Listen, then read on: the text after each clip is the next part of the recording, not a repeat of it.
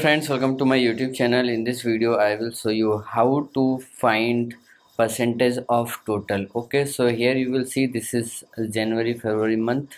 Okay, this is months and this is earning. Okay, so I want to find how much percentage of the total I earned in January, February, March and April, like this. Okay, so how to find it? What you have to do, you have to apply a formula here. Okay, for that.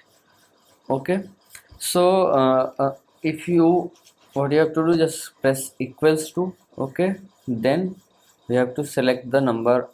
Okay, this number, then divide, then this total number, and then okay.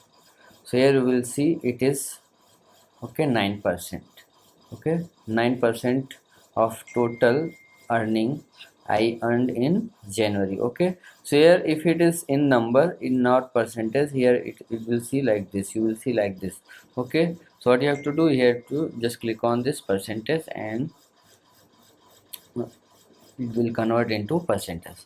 Okay, now you have to just copy to the all. Okay, so like this you can find the percentage of total in Excel. Okay, so if you like this video, please like the video and also subscribe my channel for more videos like this. Thanks for watching.